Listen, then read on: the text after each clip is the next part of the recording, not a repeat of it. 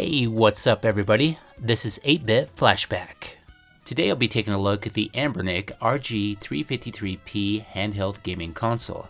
So this awesome handheld is capable of playing all kinds of retro games using pre-installed emulators for systems such as Gameboy, Super Nintendo, Sega Genesis, Sega Dreamcast, PlayStation, arcade, and much more.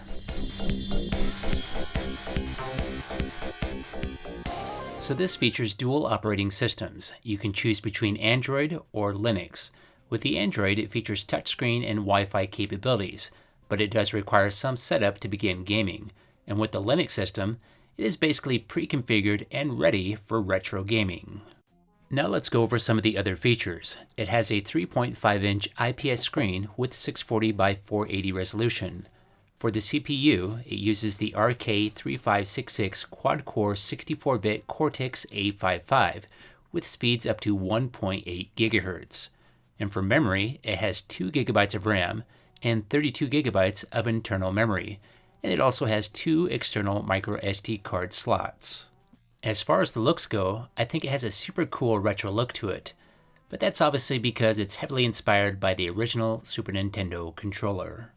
Now let's take a look at the back, and you can see here that it has a couple of rubber pads which help you keep a grip on it, and this also protects it from being scratched when you lay it down. Then located on the bottom is a left and right speaker for stereo sound along with a headphone jack, and on the top is an HDMI out port along with a USB-C charging port for the rechargeable battery that lasts up to 6 hours. And if you want to add some extra protection to your screen, there is a screen protector included inside the box. Also inside here is a USB-C charging cable, some startup instructions, and a 64 GB micro SD card loaded with over 4,000 games. Located at the bottom of this handheld is 2 micro SD card slots. The left side has a 16 GB card which contains the Linux operating system.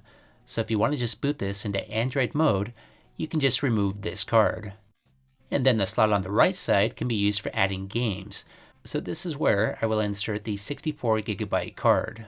Now it's time to go ahead and power this up, and I will be testing the Linux operating system first.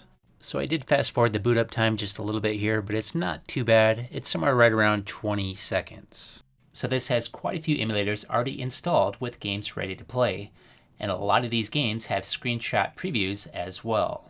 Let's go ahead and start off with an arcade game, and we'll try some Mortal Kombat 2. And the emulation performance with this game seems to be pretty good.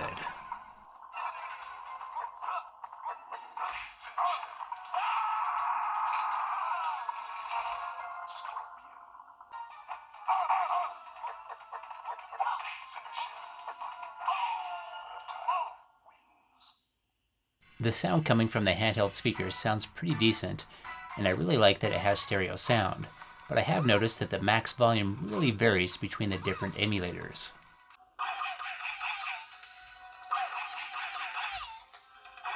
Most of the emulator menus can be accessed by pressing the F button, and a good majority of these emulators are controlled by a front end called RetroArch. From this menu you can save and load games and also quit the game to return to the main menu. As far as the button layout goes, it feels pretty good. You have the standard D-pad on the left and 4 action buttons on the right and 2 thumb joysticks at the bottom. Then at the top it has 2 shoulder buttons and 2 trigger buttons. Now let's check out a PlayStation game. This is Ridge Racer Type 4, and the emulation with this game also seems pretty solid.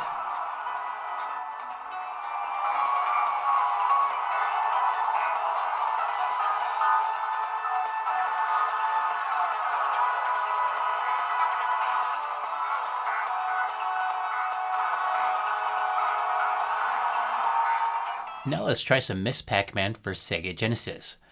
So I ended up having some timing issues with the D-pad and joysticks not responding correctly when trying to change directions.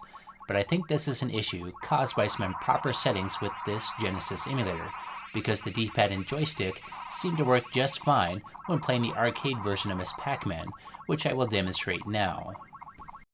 So this is a vertical arcade emulator, so this actually flips the screen sideways, so you do have to hold the handheld sideways to play the games. And as you can see here, the thumb joystick is working just like it should.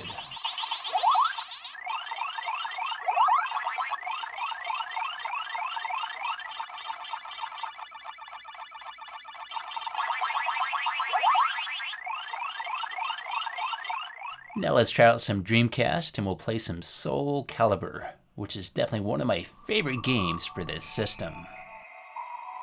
I would say the emulation for Dreamcast is fairly decent. This game plays it close to full speed and does not seem to have much issues.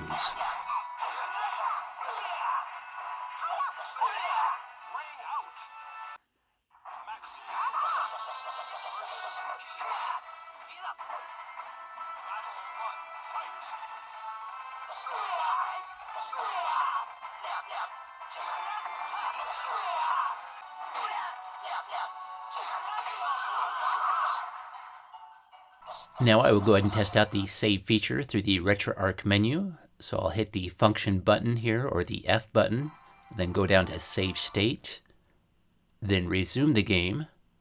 Now I'll let it play on for a few here, and then try to load that save state to see if it works. And it looks like the save states are working as they should.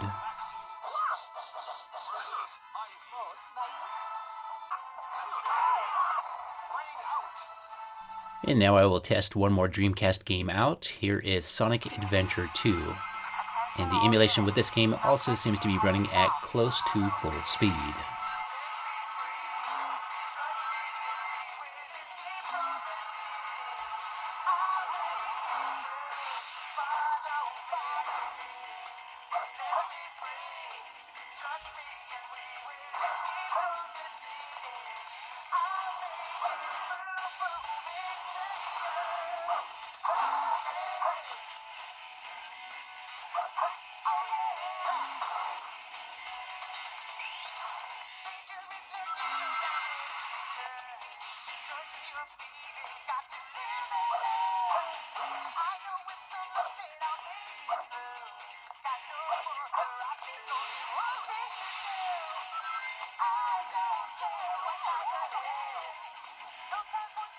Now let's play some Shinobi 2 for the Sega Game Gear.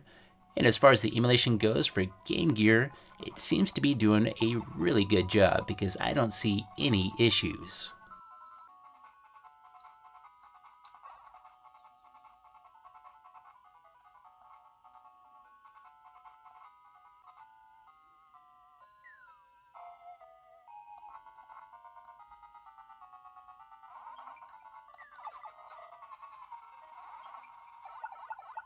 Now let's try out some Crash Bandicoot 2 for the Game Boy Advance. And the emulation for Game Boy Advance seems to be pretty solid. This game's running at full speed, and I really haven't noticed any issues.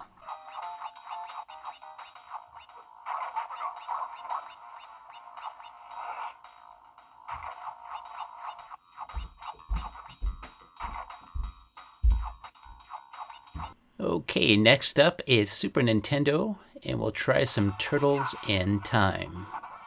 And as far as I can tell, the emulation for Super Nintendo seems to be pretty good.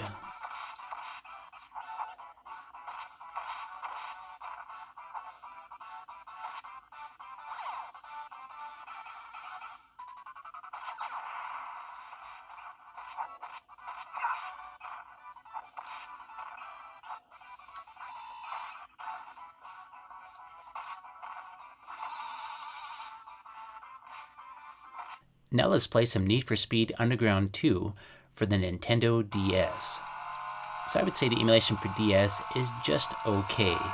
It seems to be running at only around 70% speed, which causes choppiness and controller issues. But this is somewhat of a graphically intense 3D game, so I would assume any of the games that are less graphically intense would probably play fairly well in comparison to this game. So this drastic Nintendo DS emulator does not happen to run through the RetroArch front end, so when you push the F button, you'll be greeted by a different type of menu. And now I will go ahead and exit this game and try out a Nintendo 64 game. And I will go ahead and play some Doom 64. So the emulation for Nintendo 64, at least with this game, seems to be a little bit slow and choppy.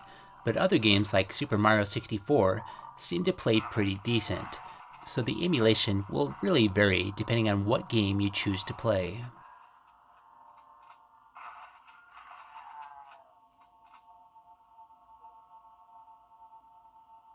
Okay, next up is Tekken 6 for the PSP.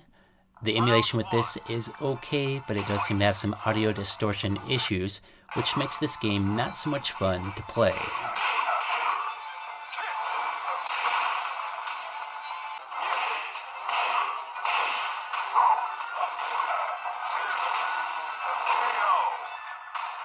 And it looks like this is another emulator that does not use the RetroArch front end, so when you push the F button that'll take you to a different menu where you can still exit or save the game.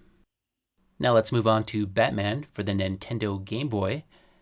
And this seems to be running at full speed, and I didn't notice any issues, so I would say the emulation is good.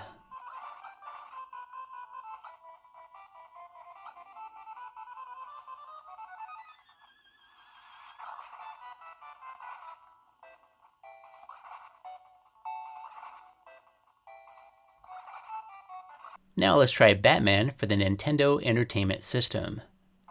And I would say the emulation is also doing great. It's running at full speed, and I don't see any issues.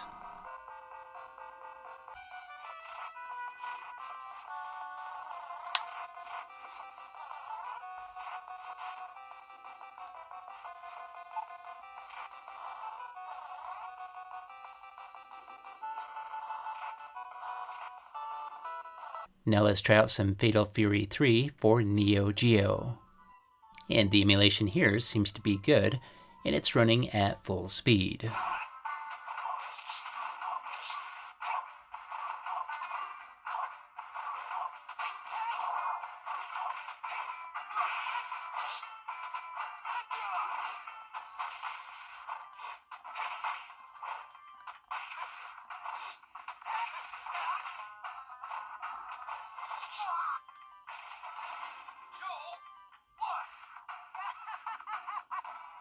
Now let's try out another arcade game. Here is Bad Dudes.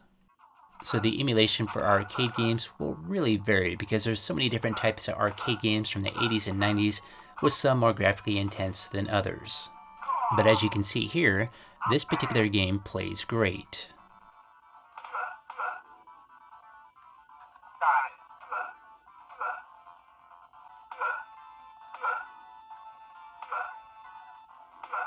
Now let's go ahead and try one more arcade game out. Here is Marvel Superheroes vs. Street Fighter. And again, the emulation here seems to be pretty good because it's running at full speed, and I haven't noticed any problems.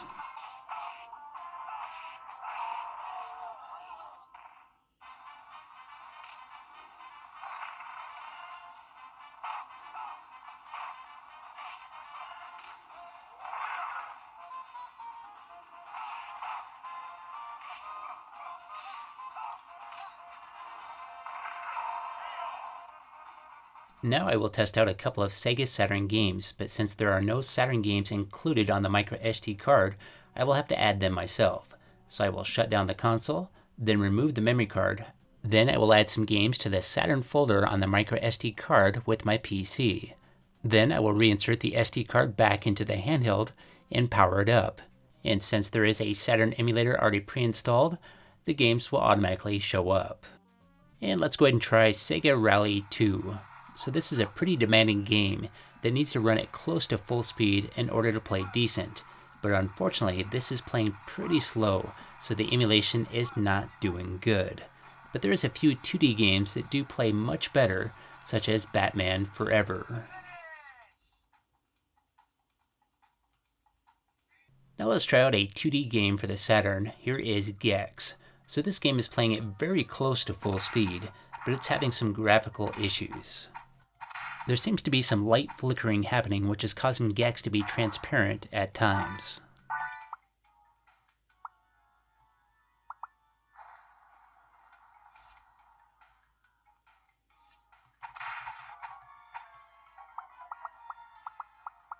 Now I will go ahead and take a look at the Android operating system side of this handheld. So I'll go ahead and power this down, then remove the micro SD card on the left side, then power it back on.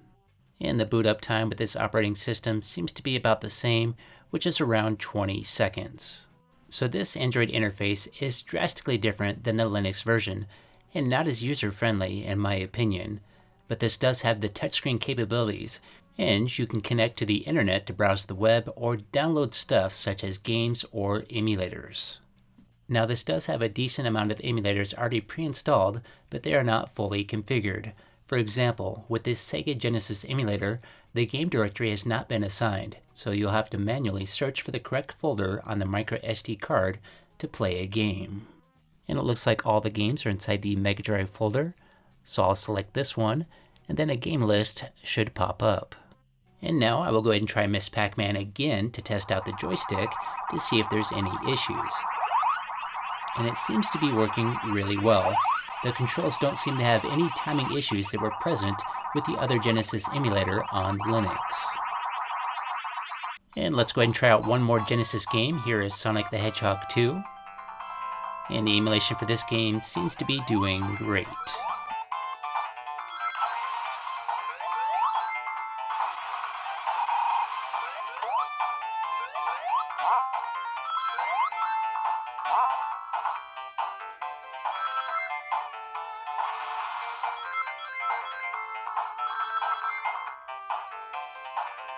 Now let's check out a Nintendo 64 game.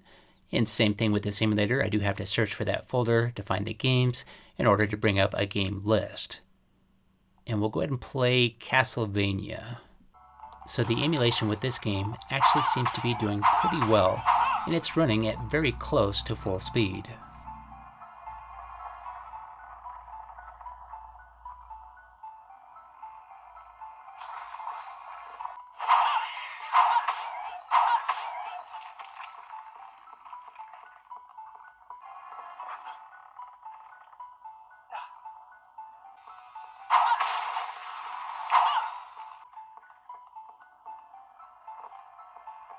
Now let's try another Nintendo 64 game out. Here is Doom 64 once again. So the emulation seems to be running slightly better with Doom on this emulator versus the one on Linux, but I would still say it's running a little slow and sluggish.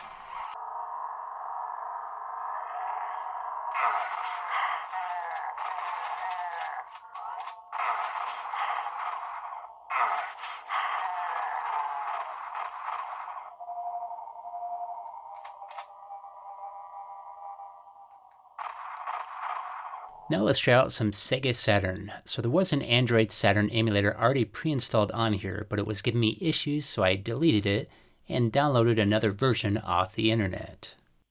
And now I will go ahead and try Sega Rally again. So the emulation is still not very good with this game, but after messing with some of the settings such as frame skip and resolution, I did see some improvement, but not enough to say this game is worth playing.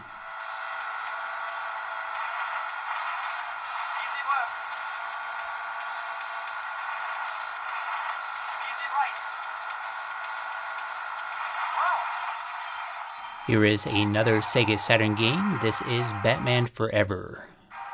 The emulation with this game seems to be pretty good, and it's running at close to full speed, but I did notice the background music skipped once in a while.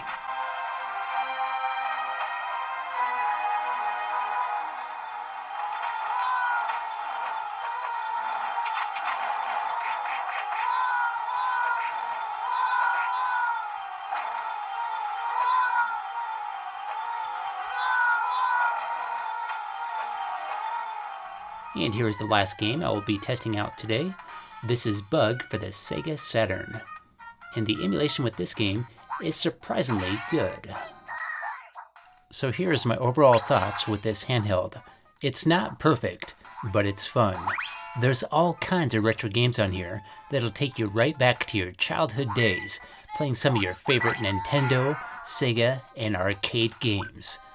Okay, it's now time for me to go. If you liked this video, if you could hit that like button and please subscribe. And have yourself a great day, and I'll see you next time.